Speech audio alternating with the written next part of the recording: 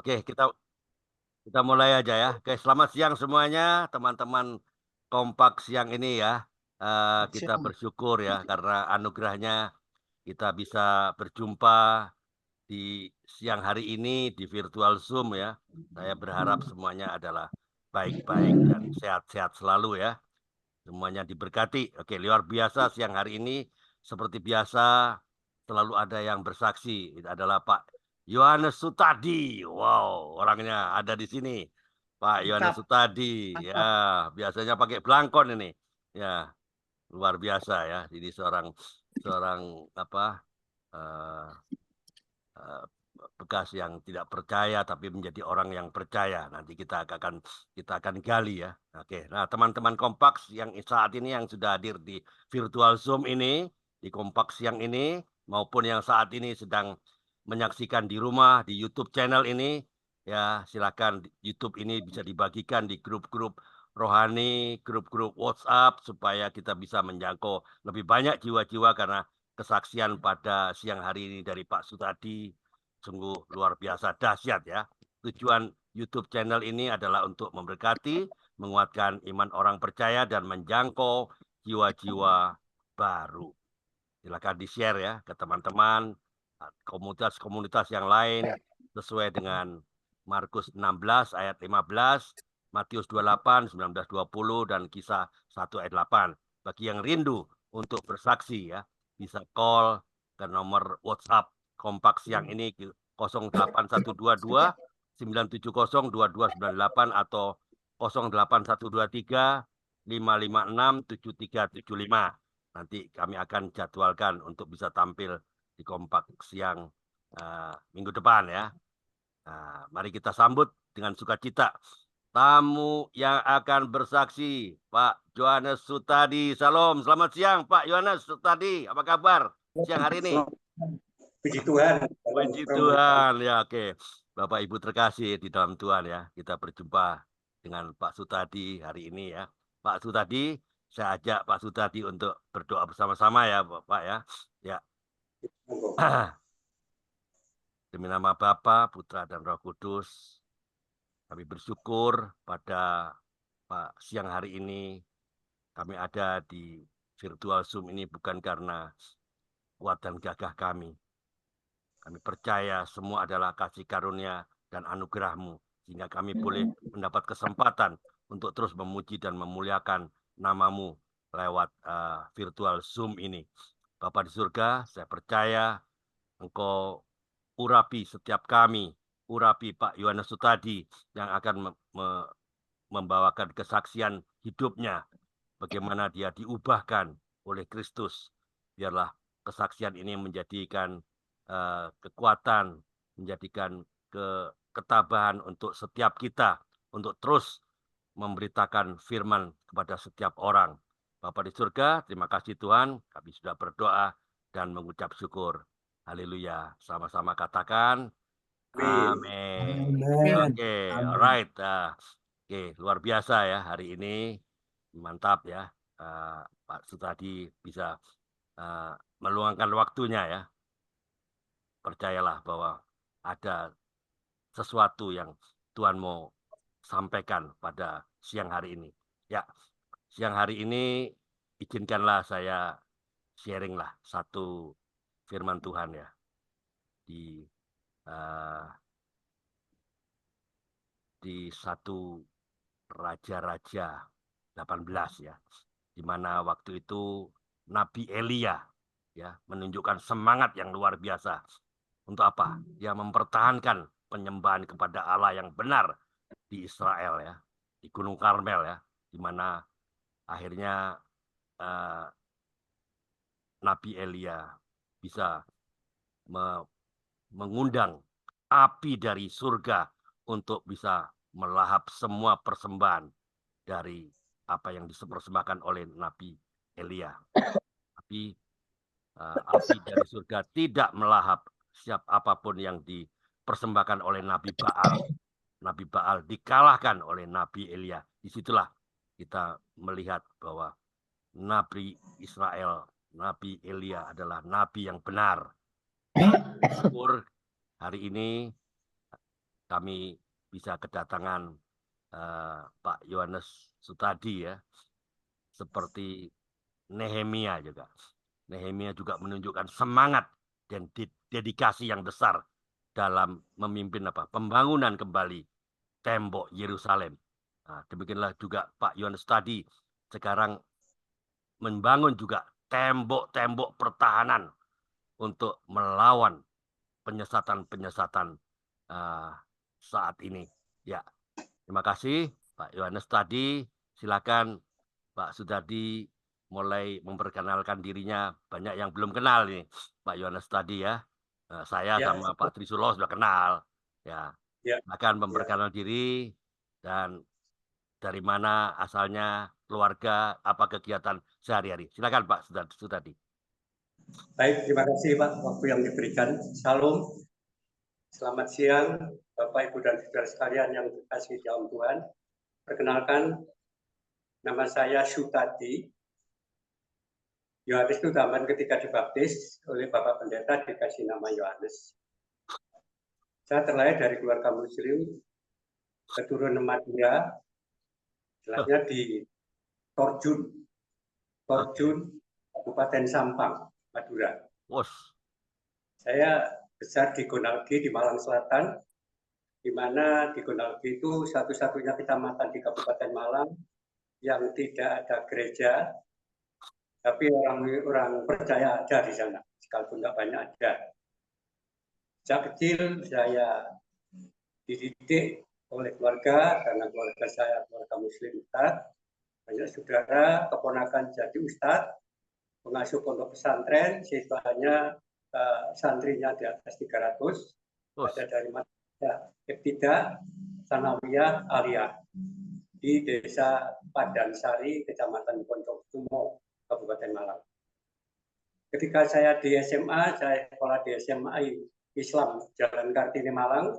Kemudian saya mondok di Pondok Kedung Gandang Malang, di mana pengasuhnya dari Madura juga. Jadi kalau di pondok itu nggak bayar Pak kosnya, sambil belajar agama Islam.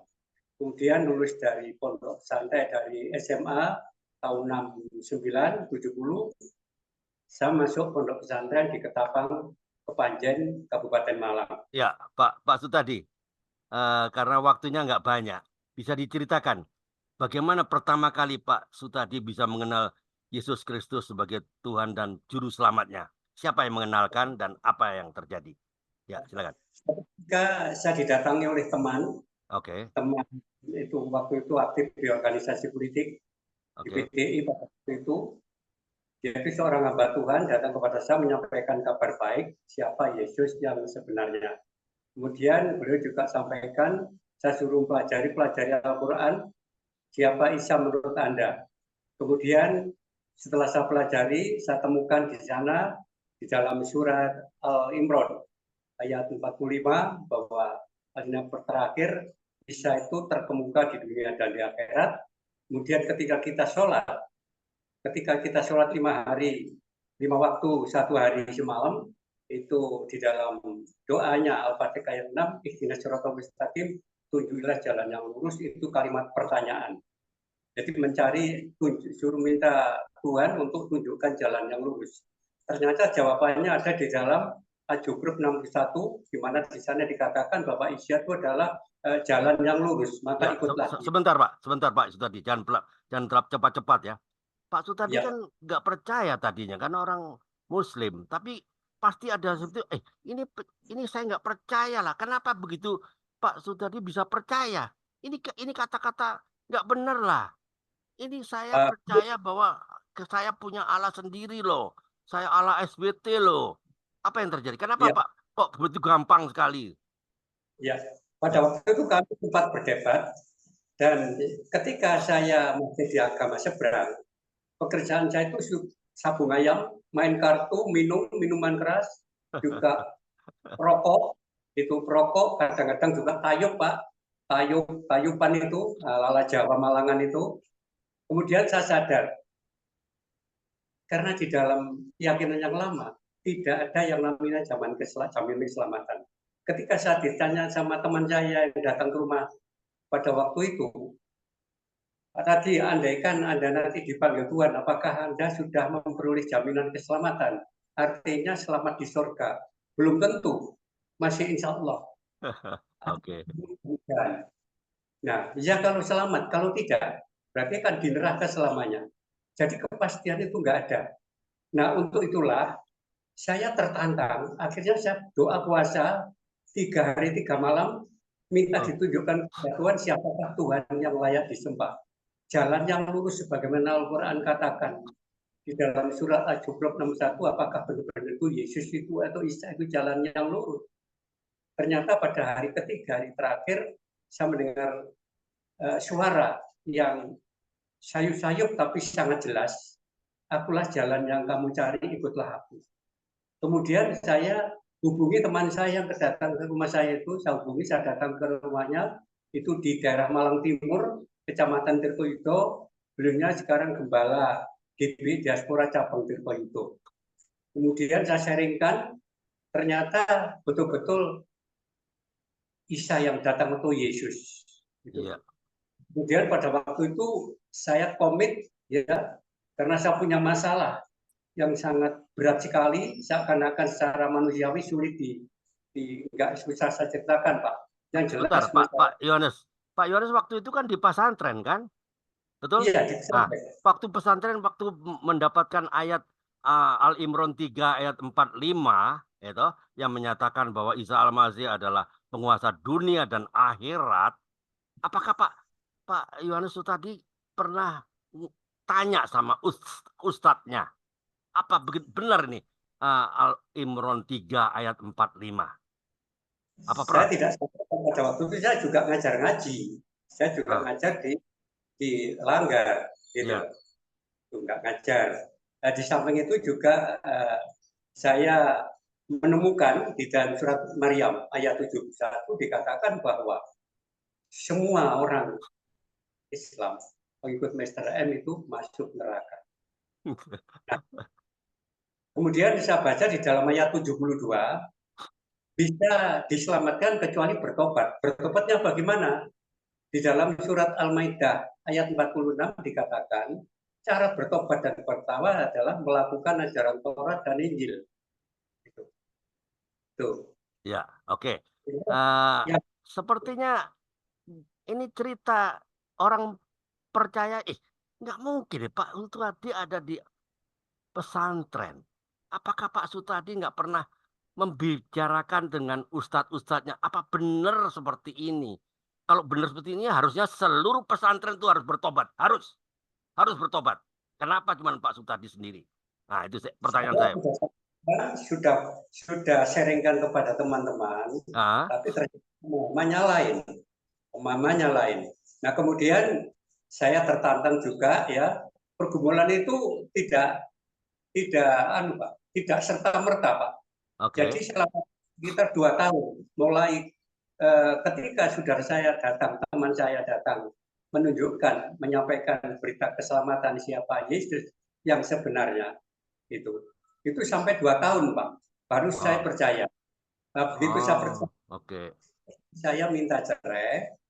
Kemudian dari keluarga tahu saya diusir dari keluarga, tidak diakui menjadi keluarga besar keluarga saya. Kemudian saya diputus dari silsilah keluarga, tidak mendapat warisan sekalipun, tidak banyak harta.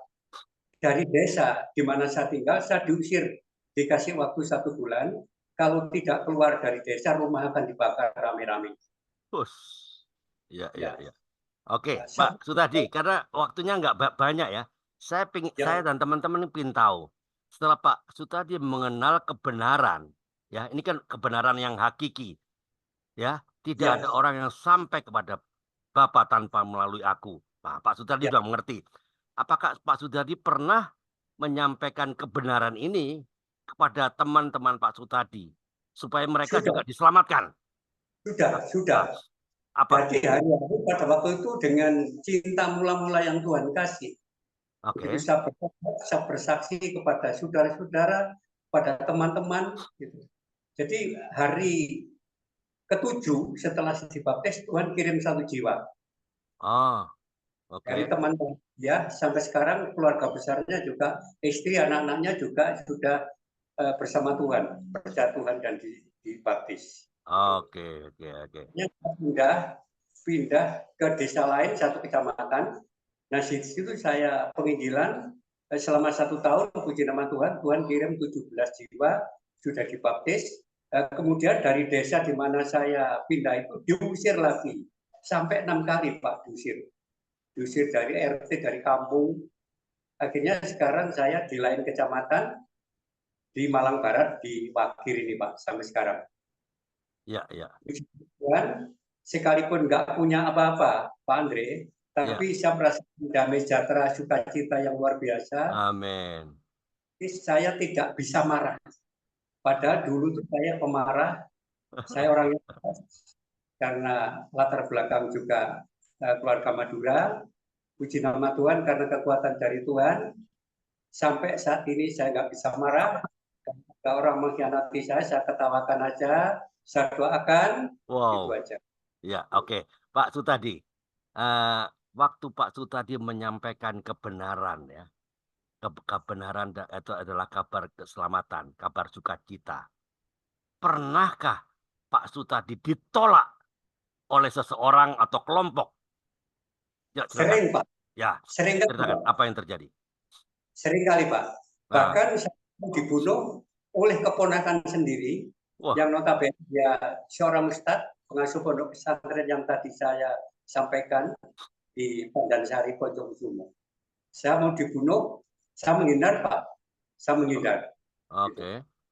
Tapi puji nama Tuhan, saya doakan sama Tuhan agar Tuhan ampuni dia, Tuhan jamah dia. Ternyata 13 tahun kemudian saya baru ketemu, dia akhirnya juga tidak apa-apa. Sekarang semua keluarga sudah diperdamaikan, Pak, oleh Tuhan. Oh, bagaimana? Mereka jadi percaya pada Pak, tidak. belum ya? Jadi mereka bahwa lakum dinukum waliyadin. Jadi untuk Lakum dinukum waliyadin. Agamamu, agamaku. Ya, oke, alright. Oke, ya, Pak Sutadi. Pak Sutadi kegiatan sehari-hari apa, Pak? yang jelas, yang nyata saya penginjilan, Pak. Ya, penginjilan kan butuh dana, Pak. Dari mana dananya? Dana saya percaya Tuhan selalu kirim, Pak. Ketika saya ke Bukit Tinggi, ke Padang, ke Palembang, bahkan ke Kalimantan Timur, yang kemarin ke Sampang, ke Madura, puji nama Tuhan ketika di Sampang dikirim 1 jiwa, sudah saya serahkan kepada gereja yang di mana saya diundang, itu untuk di follow up. Oke, ya, ya. Oke. Tantangan terberat Pak Sutadi apa, Pak? Untuk menyampaikan kebenaran kepada orang-orang yang keras kepala ini, Pak. Tantangan terberat apa, Pak? Silakan. Tantangan terberat kalau kita ketemu dengan orang-orang yang dengan saya, Oke. itu yang temperamen keras, mereka mesti mesti debat, tapi saya hindari perdebatan. Alright, betul, betul, setuju. Ya, Berarti Pak, ya, nggak ada. ya, Yang betul, penting kabar baik sudah saya sampaikan. Masalah mereka bisa menerima dan tidak, itu urusan dia dengan Tuhan. betul. Amin. Ya, Dipimpin oleh Tuhan sendiri tidak bisa. Sebagaimana Yohanes 15 ayat 16, ya. bukan Bukan kamu yang memilih. Ya, betul. betul. Amin. Ya. Oke. Eh, oke, Pak Sutadi. Bagaimana dengan keluarga kandung Pak Sutadi? Mungkin adik. Apakah sudah menjadi orang percaya ataukah masih belum? Belum ada yang percaya. Cuma Bos. anak-anak saya, kan sekarang begitu istri keluar dari rumah, saya hidup dengan kedua anak laki-laki saya.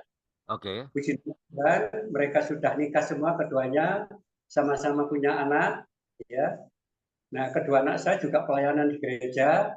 Menantu saya juga sama-sama pelayan, yang satu itu sekretaris gereja di GKJW Daud Kucur, yang satu juga pelayanan di Peniwen. Gitu. Oke. Hubungan baik, cuman mereka tidak mau menerima. Tapi sudah saya sampaikan, Pak, siapa Yesus, Isa dan sebagainya. Ya, oke. Jadi, Tugas Pak. ya, Ya, menyampaikan kabar kepada teman-teman, kepada saudara saya tentang keselamatan. saya awali dengan bertanya siapa Isa menurut kalian. Gitu. Oke. Nah, itu maksudnya Pak, karena mereka alergi dengan nama Yesus Kristus. Iya. Dalam buku kuning baru saya jelaskan siapa Yesus dan siapa Isa yang sebenarnya. Iya. Bab Isa Kristus beda Pak. Ya, oke. Ya. Teman-teman, kalau ada yang mau bertanya kepada narasumber Pak Yohanes Sutadi, silakan buka mikrofon dan sampaikan pertanyaannya. Ya, saya. Pak, Ibu Maria dari Nabire. Ya. Selamat siang ya, Bu Maria. Ya, selamat siang semuanya. Selamat sore di Papua. Ya. Sore, tadi ya, kita bahwa yaitu Bapak dari seberang sana. Dan apakah yaitu waktu Bapak menikah kan pasti kan menikah Muslim, iya kan? Ya. Terus apa? Sekarang sudah yaitu menikah secara Kristiani. Saya hidup sendiri Bu, istri saya meninggalkan saya. Lone Bu, Lone Ranger, sendirian Bu. Saya menikahnya dulu meninggalkan. Tapi setelah saya percaya istri saya meninggalkan. Sampai hari ini saya hidup dengan kedua anak saya, laki-laki. Jadi kira-kira sudah berapa tahun Bapak yaitu masuk mengikut Tuhan? Saya ikut Tuhan tahun 2003, dibaptis tanggal 7 November 2003, usia yang sudah 62 tahun. Saya usia 73. Berarti sudah berapa tahun Bapak ini ya? Ya, itulah masih tugasnya Bapak masih banyak ya untuk mau selamatkan keluarga, adik-adik, ya, saudara-saudara. Jadi jadi pesan kami yaitu jangan menyerah Bapak. Amin. Ya. Kayak Bapak cepat tetap maju. Biarpun dianiaya, diejek, bilang saja nanti lihat tunggu nanti Tuhan akan menangkap kamu satu-satu dan Tuhan akan keren. Bapak Ibu semuanya, kami duluan dan satu teladan, ya pasti itu dengan sendirinya nanti akan ikut juga. Saya pikir itu yang saya bisa tanyakan. Terima kasih, Tuhan Yesus berkati. Amin. Oke. Bagi teman-teman ada yang mau bertanya? Silakan ya. Ya Pak. Saya Pak Bambang. Oke, monggo Pak Bambang, monggo. Ya, terima kasih Pak Sutadi Putra atas kesaksian yang luar biasa. Bapak mengambil pelayanan pekerjaan Tuhan untuk menyelamatkan jiwa. Nah, pertanyaannya, Ibu apa masih ada, Pak? Ibu masih ada. Ibu apa istri? Ibunya atau istrinya? Ya, istri. Yang jelas istrinya. Pak, yang jelas. Istri. Masih ada, Pak? Masih ada. Nikah lagi, Pak. Dia sudah nikah lagi. Sudah nikah. Sudah nikah lagi. Saya pikir belum nikah, makanya saya akan tanya. Nggak ada kerinduan untuk memenangkan istri. Wah ya, kalau sudah menikah memang sudah ada tugas. Iya Pak. Nggak jadi bertanya. Bapak nggak menikah lagi Pak? Nggak menikah. Cukup. Iya. Itu pun kenapa cerai, Pak? Saya belum cerai. Oh belum cerai. Kalau sudah cerai nikah lagi Pak ya? Udah tua Pak. Sudah 73 Pak. Jadi karena umur Pak ya? Iya. Jadi bonus yang Tuhan kasih saya didedikasikan untuk melayani Tuhan sampai Tuhan panggil kali yang kedua. Amin. Kalau ada yang menemani Pak, Tuhan kasih misalkan? Kasih tulang rusuk maksudnya Pak? Ya? Kalau kasih tulang rusuk gimana Pak? Mau nggak? Iya, mau Pak. Saya nggak akan cari masalah. Pengganggu pelayanan. Jangan cari masalah. Iya Pak. Maksud saya itu Pak, bahwa pertanyaannya bukan ke lari pernikahan untuk perkawinannya, tetapi sesungguhnya saya akan mengingatkan bahwa perkawinan itu suatu acara yang sakral. Jadi ya kalau seandainya ada kesempatan dan ada orang yang ingin pada Bapak, ya kalau menurut saya sebaiknya ya tidak usah saja Pak, meskipun Bapak umur 73. Karena perkawinan Bapak dengan ibu yang lama itu kan bukan, menurut Alkitab kan bukan perkawinan cerai mati Pak. Menurut kepercayaan saya, ya mungkin mudah-mudahan sama dengan Bapak, bahwa dalam Alkitab itu ketika kita menikah dengan orang yang belum cerai, itu kita berzina. Demikian juga pengalaman saya Pak. Pengalaman saya yang mungkin bisa saya sampaikan bahwa saya dengan istri yang kedua ini, karena istri saya meninggal dan istri saya yang kedua itu juga suaminya meninggal, karena standar pada kekudusan yaitu Alkitab. Pak Bambang, apa yang ditanyakan Pak? Yang ditanyakan saja. Ya, saya tanyakan, ya. Saya tanyakan tadi sudah dijawab, itu bagus sekali Pak. Pertanyaan saya kan apakah ketika ada orang yang mau nikah lagi ternyata Bapak janda. Ya, tapi jawabannya masih belum tepat karena berdasarkan umur. Padahal sesungguhnya pertanyaan saya berdasarkan Alkitab. Itu aja Pak. Terima kasih, Tuhan memberkati. Oke, very good. Oke, terima kasih Pak Bambang sudah memperkaya kita ya. Sudah memperkaya kita semua. Oke, Pak Yohanes, saya mau tanya lagi Pak. Apa mungkin Pak Sutardi selama hidup pasti pernah kecewa lah. Kecewanya gini, saya pun sudah ikut Tuhan loh. Kok hidup saya kok ada saja problem, masalah. Kenapa saya ikut Tuhan kok malah masalah? Masalah problem, masalah banyak tantangan. Pernahkah Pak Yohanes Sutardi pernah mengalami periode seperti itu?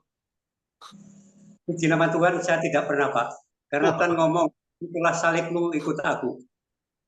Puji Tuhan, saya nggak pernah mengeluh Pak. Bahkan saya memberikan keteladanan kepada anak saya. Apapun masalah yang kita hadapi, itu cara Tuhan untuk menguji bagaimana iman kita kepada Dia. Wow, keren ini, keren. Jadi Pak Sutardi nggak pernah ya, secara jujur nggak pernah. Saya lihat orang yang nggak kenal Tuhan, hidupnya fine aja loh, enak-enak saja loh, malah tambah kaya loh. Saya ikut Tuhan kok begini saya, kok terpuruk. Kadang-kadang saya nggak makan loh, katakanlah seperti itulah. Pernah Kak seperti itu? Pernah berpikir? Pernah Pak. Hah? Puji Tuhan. Nggak pernah ya? Saya betul tidak pernah. Wow, ya. Luar biasa nih Pak Sutardi nggak pernah. Yang saya syukuri ketika saya bertobat, saya bisa meninggalkan karakter yang lama, di mana hati keras, ya karakter keras, main judi, merokok, mabuk. Bahkan teman-teman banyak yang heran loh. Kenapa kok nggak mau merokok, nggak mau sabung ayam? Waktu itu sudah ada ayam siap taruh, saya jual Pak. Saya jual, saya lelang murah. Gitu. Jadi puji nama Tuhan, 2 tahun kemudian saya masuk kuliah di teologi ya. Itu masuk kuliah, kemudian semester 4 saya berhenti. Saya menyelesaikan kedua anak. Setelah anak saya kuliah selesai satu semuanya, saya ulangi lagi, masuk lagi. Kemudian sampai selesai di wisuda S1 Pak. Puji nama Tuhan. Ya. Oke. Jadi untuk melengkapi pelayanan saya, karena yang saya layani ketika saya penginjilan ketemu dengan orang-orang yang pinter-pinter. Kalau pengetahuan saya sebatas ini aja, bagaimana saya bisa menjawab pertanyaan mereka? Gitu. Oke. Jadi untuk melengkapi pelayanan aja Pak. Saya percaya Tuhan tidak butuh kita. Oke. Iya. Ya. Pak Karel. Silakan Pak Karel. Monggo. Terima kasih ya Pak Yohanes tadi. Saya kira kita semua punya masa lalu yang kurang bagus ya. Tapi saya percaya kita akan tinggal sama masa lalu, kita akan melihat untuk masa depan kita sekarang. Ya. Saya bersyukur kalau Tuhan pakai Pak Sutadi. Satu hal saya mau nanya Pak. Tadi Bapak katakan ada penginjilan. Penginjilan itu apakah sendiri atau dengan tim Pak? Saya sendiri, Pak. Apa Bapak sendiri ya? Sendiri ya, Sendiri. mantap ya. Tidak bergabung dengan gereja mana gitu, enggak? Ya, keluar pun itu sendiri-sendiri, Pak. Ya, hari-hari saya kesibukan saya kalau di rumah, saya itu penjahit. Jadi penjahit, kalau ada garapan ya saya kerjakan untuk biaya pelayanan. Kadang ada Tuhan kirim berkat dari orang-orang yang dikirim Tuhan, gitu. Keluar kota, keluar pulau, gitu Pak. Jadi di sini saya menyampaikan firman Tuhan Minggu, kemudian setelahnya itu saya memberikan pembekalan kepada jemaat tentang penginjilan kontekstual dan Islamologi. Kemudian juga praktek lapangan, Pak. Ke suku Padang, waktu itu suku Nia, seperti itu. Kalau keluar Jawa itu seperti itu. Jadi pembekalan kepada jemaat yang siap menginjil. Kemudian praktek lapangan. Ya. Jemaat mana Pak itu? Jemaat mana Pak? Apa? Jemaat gereja mana Pak? Jemaatnya di mana Pak? Interdenominasi Pak. Pernah ke GPDI, ke GSJA juga. Gitu. Jadi saya banyak pelayanan gereja interdenominasi Pak. Kalau gereja saya di GB Diaspora Malang, gembalanya Pak Sudi Dharma. Kebetulan di gereja saya dipercaya menjadi diaken dan gembala wilayah Kecamatan Wagir. Wow. Oke. Ya. Terima kasih Pak Sudadi. Saya kira Sama-sama. ini waktunya kita sudah sudah lebih 4 menit ini ya. Saya kembalikan ke Pak Andre ya. Ya, oke. Terima kasih Pak Sutadi atas sharingnya ya. Kalau saya boleh simpulkan ya apa yang disaksikan oleh Pak Sutadi ya. Pak Sutadi ini benar-benar orang yang sabar. Karena apa? Ada kata-kata bijak ya. Ya. Ayat di Roma 12 ayat 12 ya. Yang mengatakan bersukacitalah dalam pengharapan, sabarlah dalam kesesakan, dan bertekunlah dalam doa. Ya, apa yang harus kita lakukan dalam masa kesesakan ya? Di Roma 12 ayat 12 tadi ya, menjabarkan ada 3 hal. Yang pertama, tetaplah bersukacita.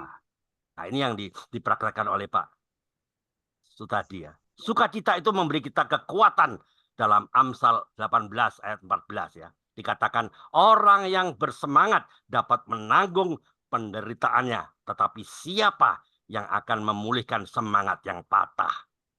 Kalau hati kita bersukacita dan kita tetap bersemangat menjalani hidup kita, maka kita akan lebih kuat menghadapi masalah.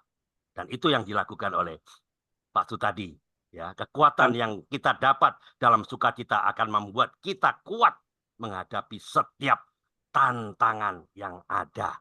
Bahkan di dalam Mazmur 37 ayat 4 berkata, bergembiralah karena Tuhan, maka Ia akan memberikan kepadamu apa yang diinginkan hatimu. Inilah, saya selalu pegang ayat ini ya.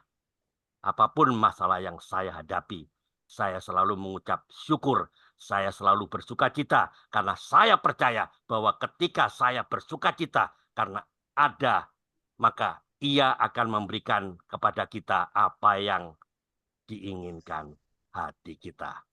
Apa yang kita harus lakukan dalam masa kesulitan, kesusahan, masalah.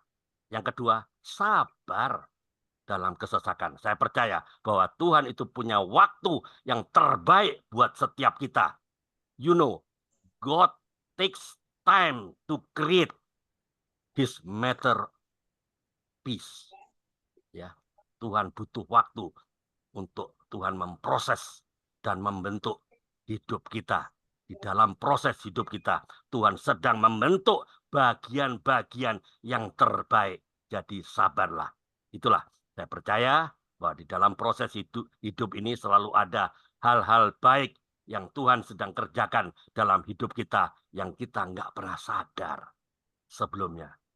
Tuhan yang tahu hati kita. Tuhan mau memberkati kita. Masalahnya mungkin hati kita yang belum siap. Tuhan mau mempercayakan kita perkara-perkara yang lebih besar. Cuma kita nggak tahu. Mungkin hati kita belum siap loh untuk terima kepercayaan sebesar itu. Saya percaya bahwa waktu Tuhan itu yang terbaik buat kita. God Amin. knows the time. Terima kasih, Tuhan memberkati. Silakan Pak Karel. Satu hal Pak, kenapa mesti kita belajar sabar dan taat? Karena penderitaan atau masalah seberat apapun yang kita hadapi di dunia ini tidak sebanding dengan kemuliaan yang Tuhan berikan Amin. ketika kita bersamanya di surga. Amin. Kitab saya Yohanes 14:6 dan Yohanes 15 ayat 16 itu ayat mas saya Pak. Jadi ketika kita dipilih Tuhan, kita mesti pergi menghasilkan buah dan buah itu tetap. Ya buah tetap menurut saya itu ada dua hal, yaitu buah pertobatan untuk pribadi kita sendiri. Amin. Kata kita sudah diubahkan. Nah buah yang kedua adalah jiwa-jiwa. Jadi penginjilan harus kita itu mesti Pak.